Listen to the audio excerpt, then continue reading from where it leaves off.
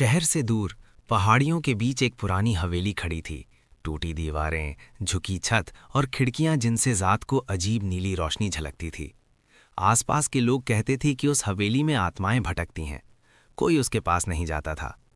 लेकिन आरव, जिसे भूत प्रेत की कहानियों में बड़ा मजा आता था, अपने दोस्तों सना और रोहन के साथ वहां जाने का फैसला कर बैठा। एक शाम तीनों टॉर्च लेकर हवेली के बाहर पहुंचे। हवेली के लोहे के फाटक में जैसे ही आरव ने धक्का दिया, वो चरमराया और हवा में अजीब सी ठंडक भर गई। सना ने फुसफुसाते हुए कहा, हमें वापस जाना चाहिए, यहाँ कुछ सही नहीं लग रहा। लेकिन रोहन हंस पड़ा, अरे डरपोक मत बनो, बस एक पुरानी जगह है। अंदर प्रवेश करते ही उन्हें लगा कि मानो हवेली अंदर से जिंदा हो। टॉर्च की रोशनी दीवारों पर पड़े प्राचीन चित्रों पर पड़ रही थी, जिनकी आंखें जैसे उनके हर कदम का पीछा कर रही थीं। फर्श पर धूल जमी थी, लेकिन उसमें ताजे पैरों के निशान साफ दिखाई दे रहे थे, किसी के अभी अभी गुजरने के। ये किसके हो सकते हैं? आरव ने धीरे से पूछा। तभी अचानक ऊपर से किसी के चलने की आवाज आई, धीमी मगर साफ। तीनों सहर गए। वे सीढ़ियों की ओर बढ़े। हर कदम पर सीढ़ियां चरमरातीं, जैसे किसी को चेतावनी दे रही हों। ऊपर पहुंचते ही एक लंबा अंधेरा गलियारा दिखा, जिसमें हवा भी जैसे अटक गई थी। गलियारे के अंत में एक कमरा था, जिसकी दरवाज़ा आधा खुला हुआ था।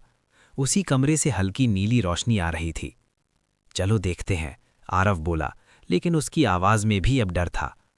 कमरे में घुसते ही उन्होंने देखा, कमरे के बीचों बीच एक पुरानी लकड़ी की मेज़ पर एक बड़ा धूल भरा आईना रखा था। आईने पर खुद ब खुद धुंध बनने लगी और कुछ सेकंडों में एक आकृति दिखाई देने लगी।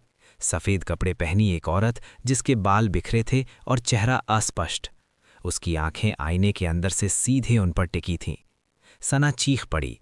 रोहन पीछे हट गया, लेकिन उस औरत ने बोलना शुरू किया। आवाज़ इतनी धीमी कि जैसे हवा फुसफुसा रही हो, मेरी मदद करो। तीनों जड़ हो गए। आईने की ओर देखते ही उन्हें एक दृश्य दिखा।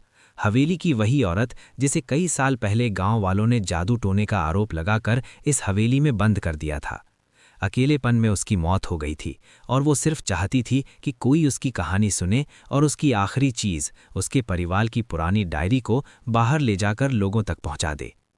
डर के बावजूद आरव ने साहस जुटाया और मेज़ के नीचे रखी धूल भरी डायरी उठा ली।